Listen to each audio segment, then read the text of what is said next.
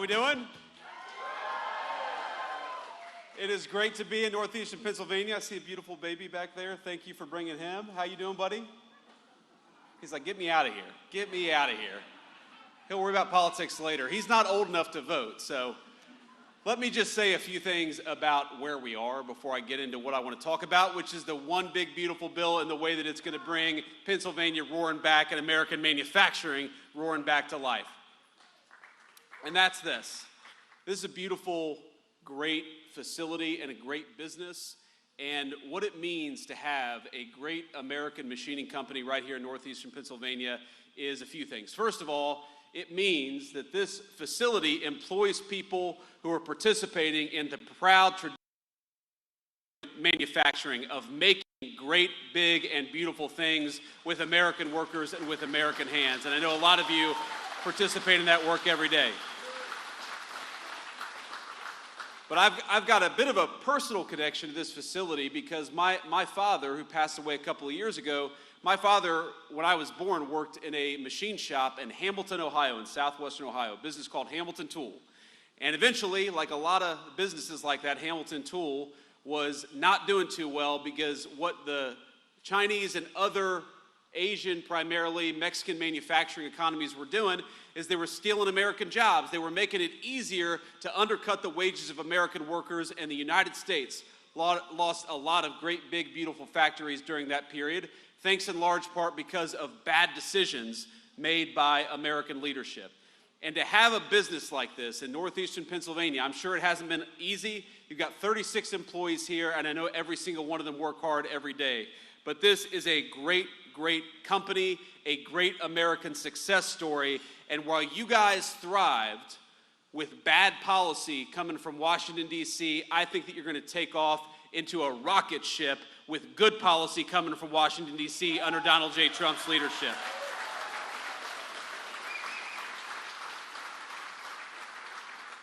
And my dad's name was Don. This is Don's Machine Shop, so I think it's appropriate to be here and to Don, Dave, and Dan. That's tough to remember, trust me. Thank you all for building a great business here in northeastern Pennsylvania, and thank you all for having me and all these great people here to celebrate the accomplishments of the last 6 months. Now, I know we're here to talk about the big, beautiful bill, and we're here to talk about American manufacturing, but I thought it'd be okay, especially since Kelly Loeffler, our great SBA administrator, she's doing a hell of a job. Kelly, thank you for being here. Thank you for doing everything that you do. And, you know, Kelly did such a good job talking about what the big, beautiful bill would do for all of you. I don't think I have to talk about anything except for what I want to talk about. So we'll get to that in a second, but I don't know if you all saw this headline, because I know every single American here cares about border security. Is that right? And I think it's one of the great things that we've done in this administration is we kept our promise that we're going to close down the American southern border, shut off the flow of fentanyl, and start prioritizing American workers over Mexican drug cartels for a change. That is a great accomplishment. Now, it turns out the New York Times is not the biggest fan of what we've been doing at the border under the Trump administration. So they had this headline, and I'm not kidding you, this is not a joke headline. I'm going to read you verbatim what the New York Times said just a couple of days ago. And I quote, "I was one of Biden's border advisors. Here's how to fix our immigration system." What would he know about fixing our immigration system? It was the Biden administration that broke our immigration system. So we've been having a little bit of fun around the office. So the Department of Homeland Security, their take on this was, "I was Humpty Dumpty. Here's how to sit on a wall." But be careful what you wish for. Now we're in northeastern Pennsylvania. I assume that this is Eagles territory. Is that right?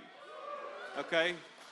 Some dissension here. We've got a lot of Eagles fans, but not 100% Eagles fans here. But congratulations, by the way, on last year. But this is what a buddy of mine sent me. He said, "I'm a Cincinnati Bengals player. Here's how you win Super Bowls." And that cut a little deep. For the football fans out there will know that was not a cool thing for that guy to say, but This is what we're dealing with, my friends. We're dealing with a new administration, a new day, and a president who is fixing what was broken during the last administration. I think we're all proud of that and proud to be here to celebrate it. And here's what I am most proud of. What I am most proud of over the last 6 months, the border is important, and it's great, and it's incredible that we were able to go from the worst open border to a closed border in just a couple of weeks under President Trump's leadership. But you know what I'm really excited about? I'm really excited about the fact that for the first time in a very long time, workers' wages are rising faster than inflation. You're able to buy more, you're able to do more, and we're just getting started. For decades in this country, the story was that blue-collar workers in particular, they might get a little pay raise or they might not get any pay raise at all, but it was never enough to keep pace with inflation. No matter how hard you worked, no matter how hard you came to work every single day, no matter how many overtime hours, for example, you put in, you were falling behind. Way too many good Pennsylvania families were falling behind. And under just 6 months of the president's leadership, we've got inflation is coming under control, and blue-collar wages are rising faster than they have risen in 60 years. That is a testament to great presidential leadership and the great American people. And we're just getting started, my friends. The passage of the big, beautiful bill. Now, of course, the mainstream media, the corporate press doesn't like what we accomplished, it doesn't like what we did, but let me just talk a little bit about what this bill, about what this legislation means for you and your family. And there are a few different things, a few different ways in which I think this will be transformational for the American people. You heard Kelly talk about this a little bit. How many, Don, of your 36 employees are putting in a lot of overtime every single week? I bet a lot of them are. You told me you got projects coming in so fast, they're struggling to get people in to do all the jobs that are necessary. Well, now, thanks to President Trump's leadership, if you work overtime, the federal government is not going to take a dime of that overtime. You earn that money, you ought to keep it in your pocket.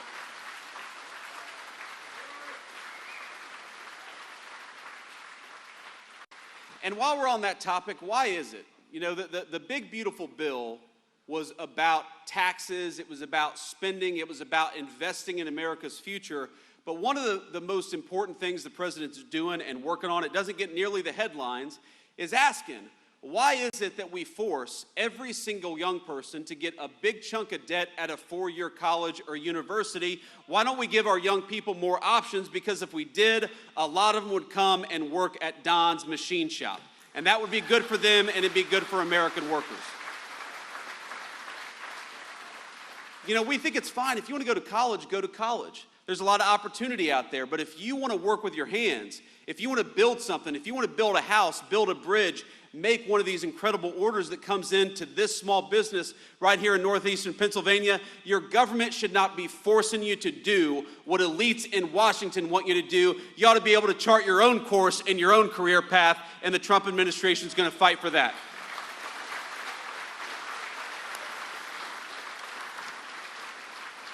But, you know, here are just some of the other things that we're doing with this one big, beautiful bill. You know that we are creating the biggest tax breaks maybe in American history for investing and building in the United States of America.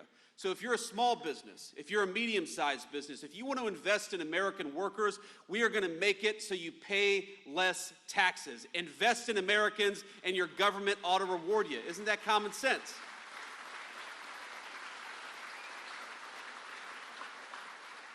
But the crazy thing is, for years, our government has done the exact opposite. We have rewarded people who shipped American jobs overseas and penalized the great small businesses who invested right here in America, right here at home. And the President Trump's leadership, we're flipping that on its head. If you're building here, if you're making here, if you're working in the United States of America, we just gave you a big, fat tax break.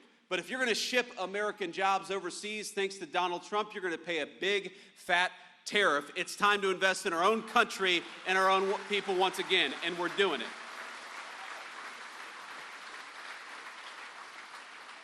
And here's the crazy thing. While we worked so hard, without a single Democrat in Congress supported this legislation, we worked so hard to get this legislation passed, to cut your taxes, to prevent big tax increases, to make it easier to save and invest right here in this great country that all of us love.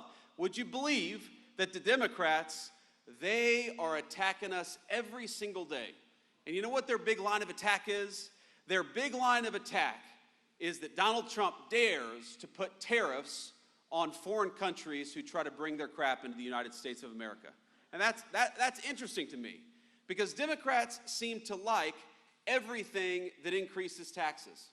If you've got a health care problem, they'll say, well, just raise taxes, right? Health care costs in this country, we're working on it, they're way too expensive. Democrats will say, well, just raise taxes. We got not enough people working. Democrats will say, just raise taxes. That's their solution to every single problem. But you know, the one group of people in the entire world that they don't seem interested in penalizing, it's foreign countries that take advantage of this country, and that's got to stop. Part of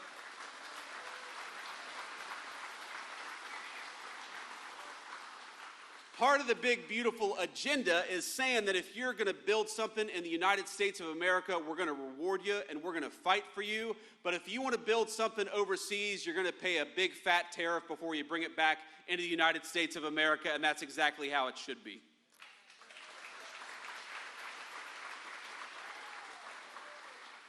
For the first time, really in my lifetime, I'm 40 years old, I turned 40.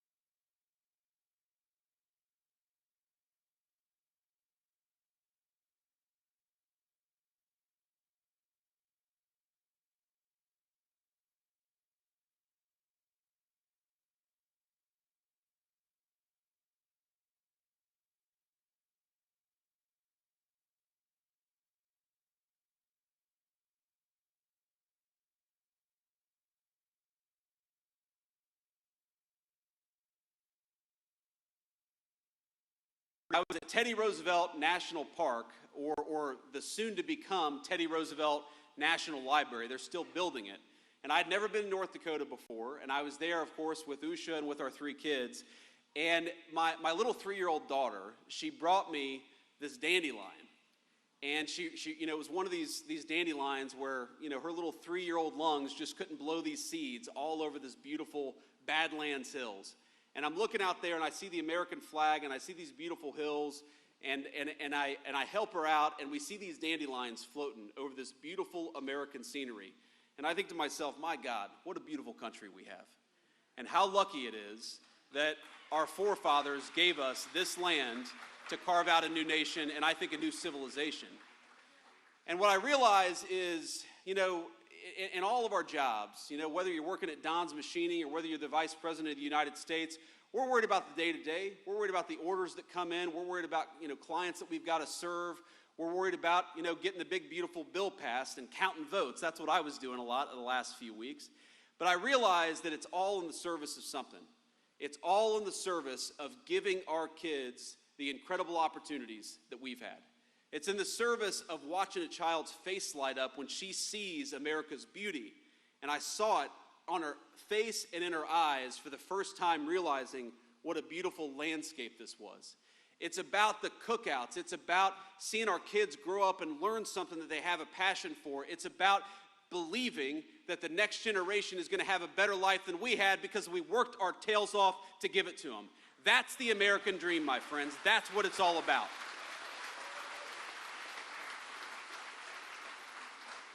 And when I think about what this administration has accomplished over the last 6 months, but more importantly, when I think about what all of us as one big American family have accomplished over the last 249 years, all I can think about is it's time to keep building, it's time to keep working, and it's time to make sure that these beautiful faces, these beautiful kids that I see in this audience, that they're going to have a better life than we had.